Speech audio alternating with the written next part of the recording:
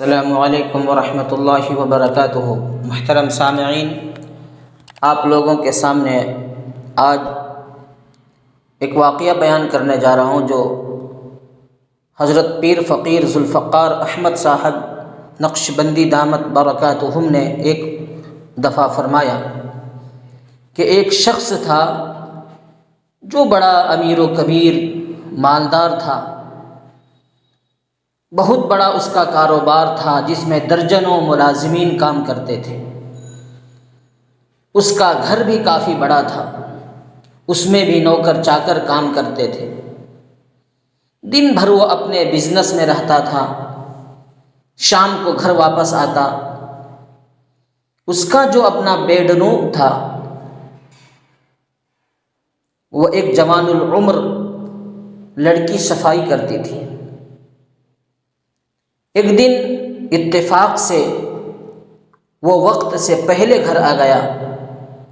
جب یہ اپنے بیڈ روم میں کمرے میں داخل ہوا اور نوجوان لڑکی کو صفائی کرتے ہوئے دیکھا، بس اب کیا تھا، شیطان نے اس کے دل میں خیال ڈالا کہ میں اس لڑکی کو اگر روک لوں تو اس کی آواز کون سنے گا؟ اگر یہ میری کسی سے شکایت بھی کرے گی تو کوئی اس کی بات کو نہیں مانیں گے۔ میں تو پورے پولیس اسٹیشن خرید سکتا ہوں، ملازمین سب میری بات مانیں گے۔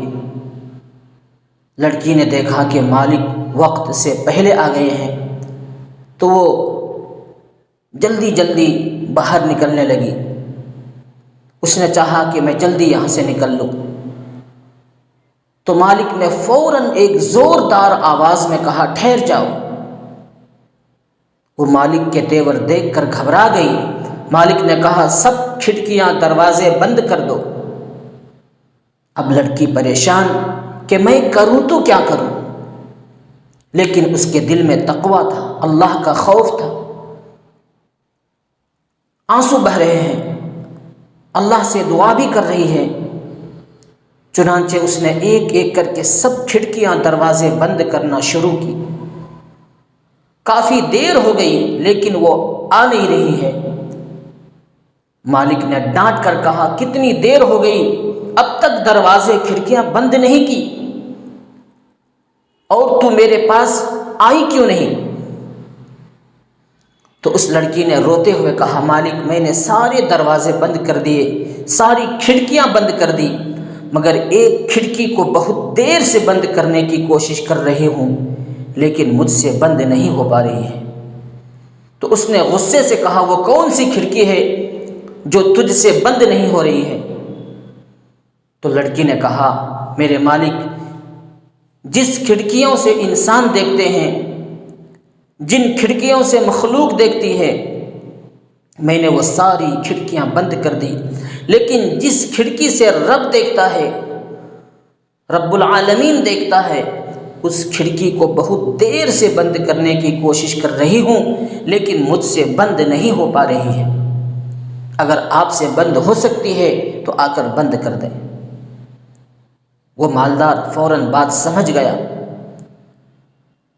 بات اس کو سمجھ میں آ گئی کہ واقعی میں اپنے گناہوں کو انسانوں سے چھپا سکتا ہوں لیکن رب العالمین سے نہیں چھپا سکتا۔